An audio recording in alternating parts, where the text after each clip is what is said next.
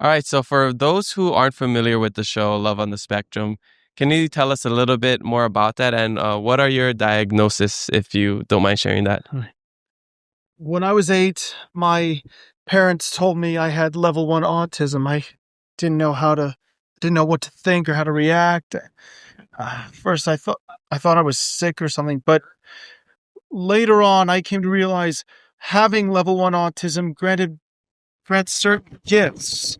Like, for example, I'm able to remember things better, or I feel like my thinking power is doubled, so I'm able to problem solve, and I also remember the lines characters say in movies and Mhm. some things I remember from books. And basically, I've come to understand autism as the next stage in human evolution. Mm, Yeah. wow. So you kind of taking what could have been seen as like this obstacle into a opportunity and Yeah. possibility. So it's not a weakness, it's a strength.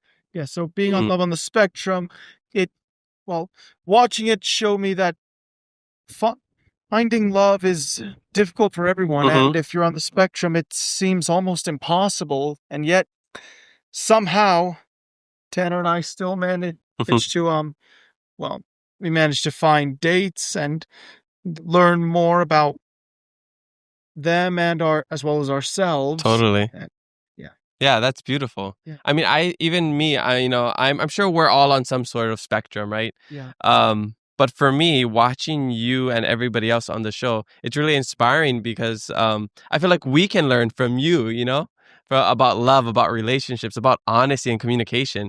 So I think for, people who aren't necessarily diagnosed on the spectrum, it's very educational and just to learn more about autism and, stuff like that. yeah, Yeah, it's a lot of times we think that the thing that made us weird as a kid could be the thing that makes us cool as an adult. So the things that made you two, possibly in other people's eyes weird are the things that make you cool as adults. yeah, So I love that. And, people, they respond so nicely and kindly to the show and you because there's not much difference between you and other people. We're all just human, right? We're all we are. human. We all just want respect. We all want to be seen. We all want to be heard.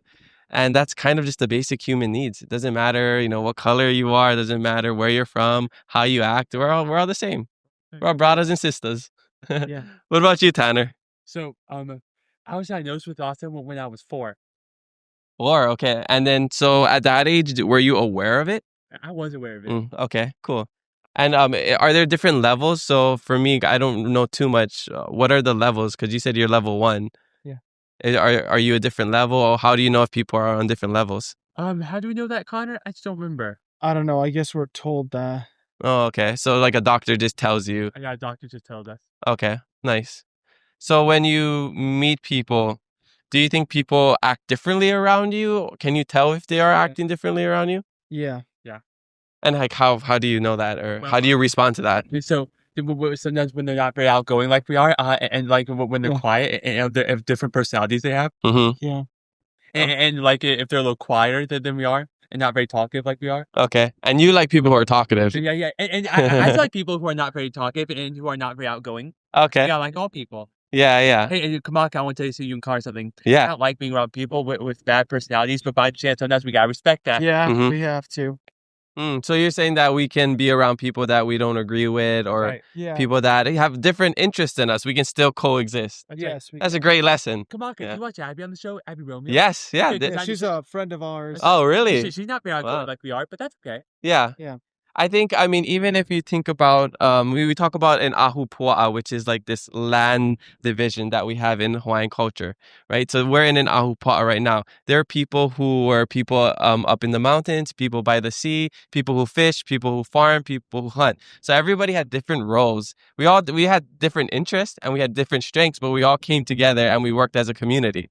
So I think that's a good lesson for, everybody in real life. Yeah, it is. Yeah. Yeah. The Ahupua'a. Yeah. Try to say it. Ahu Poa'a. Ahu Ahu Pua'a. Pua'a. Killing it. All right, let's Poa'a. Ahu Pua'a, yeah. Let's walk down and see these other structures, and then we'll get on to the next part of our tour. Everybody's waiting inside of our chariot.